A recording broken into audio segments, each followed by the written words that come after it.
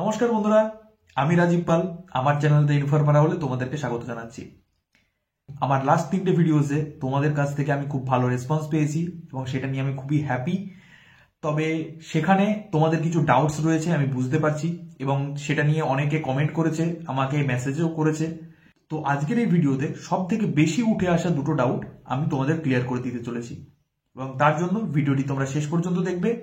আর হ্যাঁ, RRB group D related যে কোনো আপডেট পাওয়ার জন্য চ্যানেলটা কিন্তু সাবস্ক্রাইব করে রাখতে হবে। আর হ্যাঁ, আমার চ্যানেলে শুধু যে আরআরবি গ্রুপ ডি রিলেটেড আলোচনা হয় তা নয়, আমার চ্যানেলে তোমরা আদার্স ভিডিওস পেয়ে যাবে, যেখানে WPSI, WP কনস্টেবলস বা সেন্ট্রাল গভর্নমেন্টের জব অ্যাপ্লিকেশনস, এগুলোর eligibility criteria, syllabus, applications etcetera আলোচনা করা হয়। তো সাবস্ক্রাইব মাই চ্যানেল। সাবস্ক্রাইব করা হয়ে গেলে এবার ভিডিওটাকে আমরা এগিয়ে নিয়ে যাব।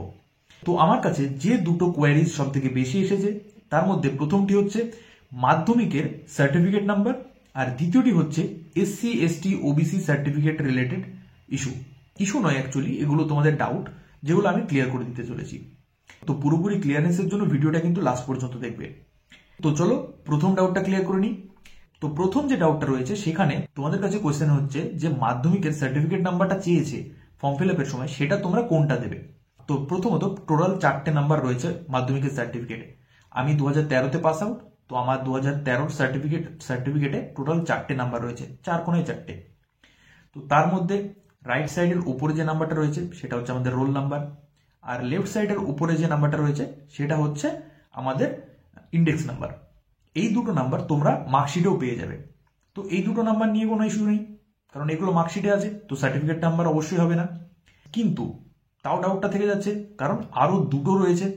তো সার্টিফিকেট নাম্বারটা কোনটা? আর রাইট সাইডের নিচে যে নাম্বারটা থাকে সেটাই হচ্ছে অ্যাকচুয়াল সার্টিফিকেট নাম্বার। দেখবে সিগনেচার আছে, তার নিচে নাম্বারটা রয়েছে, তো সেই নাম্বারটা হচ্ছে তোমাদের সার্টিফিকেট নাম্বার। তোমাদের ফর্ম ফিল আপ করার সময় যেখানে সার্টিফিকেট নাম্বারটা চেয়েছে, যে 10th সার্টিফিকেট নাম্বার, সেখানটাতেও তোমাদেরকে ওই নাম্বারটা দিতে হবে। তো প্রথম ইস্যু সলভ। এবার সেকেন্ড কোয়েশ্চেন হচ্ছে কি SC/ST OBC certificate related question. এখানে ম্যাক্সিমাম কোয়েশ্চেন এটাই এসেছে যে তাদের কাছে তো স্টেট গভর্নমেন্টের সার্টিফিকেট রয়েছে, সেন্ট্রাল গভর্নমেন্টের তো সার্টিফিকেট নেই, তো তারা কি করবে ফর্ম ফিল আপের সময়। তো প্রথমত হচ্ছে তোমাদের কাছে যে স্টেট গভর্নমেন্টের সার্টিফিকেটটা রয়েছে সেটাই এখানে কাজে লাগবে। এখন আপাতত সেটাই কাজে লাগবে। কিভাবে কাজে লাগবে? তোমরা যখন তোমাদের কাস্ট সার্টিফিকেটটা চুজ করবে, সেটা SC হোক, ST হোক বা OBC হোক, আমি নিজে OBC সার্টিফিকেট দিয়ে ফিল আপ করে একটা ভিডিও রেডি করছি, সেটাতে তোমরা স্টেপ বাই স্টেপ অ্যাপ্লিকেশন প্রসেসটা জেনে যাবে। সেটা 1-2 দিনের মধ্যেই তোমরা পেয়ে যাবে। তবে তার আগেও তোমরা যারা এখন ফর্ম ফিল আপ করছো, ডাউটটা ক্লিয়ার হওয়াটা খুব প্রয়োজন। তো ব্যাপারটা হচ্ছে এখানটাতে যে ফর্ম ফিল আপের টাইমে তোমাদেরকে সার্টিফিকেট নাম্বারটা দিতে হবে। তো সেই সার্টিফিকেট নাম্বারটা তোমরা স্টেট গভর্নমেন্টের যে সার্টিফিকেট নাম্বারটা রয়েছে সেটা দিয়েই দেবে। সো সেটা দিয়ে তুমি সাবমিট করে দেবে। আমি OBC দিয়ে ফর্ম ফিল আপের যে চেষ্টাটা করেছি, মানে যে ভিডিওটা বানিয়েছি, সেখানটাতে কিন্তু লাস্টে কোনো তোমাদের কাস্ট সার্টিফিকেটের ছবি আপলোড করার কথা বলা হয়নি।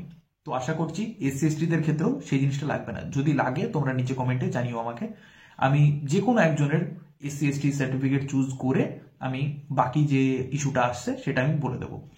অনেকের ডাউট হচ্ছে যে সেন্ট্রাল গভর্নমেন্টের এক্সাম, তো সেন্ট্রালাইজড সার্টিফিকেট লাগবে।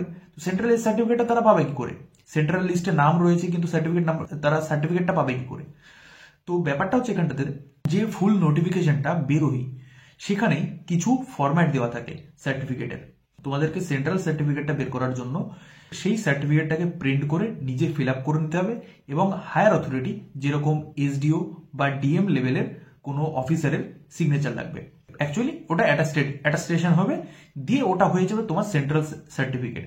আর সেটা শুধুমাত্র ডকুমেন্টস ভেরিফিকেশনের সময়ই লাগে, আর ডকুমেন্ট সাবমিশন, যেটা তোমার চাকরি পাওয়ার পরের স্টেপ। তার আগে কিন্তু সেটার কোনো কাজ নেই। তার আগে ফর্ম ফিল আপের সময় তোমার স্টেট গভর্নমেন্টের সার্টিফিকেটে যে সার্টিফিকেট নাম্বারটা রয়েছে, সেই সার্টিফিকেটের নাম্বারটা দিয়ে তোমাকে ফিল আপ করতে হবে। তো আশা করছি তোমাদের ডাউট ক্লিয়ার হয়ে গেছে। আর যদিও এখন ছবি আপলোড চাই, তো তোমরা সেক্ষেত্রে ছবি আপলোড করতে পারো। তোমাদের যদি এটাতে সুবিধা হয় যে সেন্ট্রালাইজড আমরা ছবি আপলোড করব, মনে যদি কোনো ডাউট থেকে থাকে, তো সেক্ষেত্রে তোমরা সেন্ট্রালাইজড ছবি আপলোড করতে পারো। কিন্তু সেন্ট্রালাইজড ছবিটা লাগে না, ওটা ডকুমেন্ট ভেরিফিকেশনের সময়ই লাগে। আমি নিজে 2018 ভ্যাকান্সি থেকে জব পেয়েছি, তো ডকুমেন্টস ভেরিফিকেশনের সময়তেই একমাত্র হচ্ছে সেন্ট্রালাইজড ফর্মটা লাগে। আর সেটা সেটা তোমরা কিভাবে পাবে আমি বলে দিলাম, আবারও বলে দিচ্ছি। নোটিফিকেশনে একটা ফরম্যাট রয়েছে, সেটাকে প্রিন্ট আউট করে নিজে ফিল আপ করে নিতে হয়। তারপরে স্টেপ বাই স্টেপ হায়ার অথরিটিসদের দিয়ে সাইন করাতে হয়।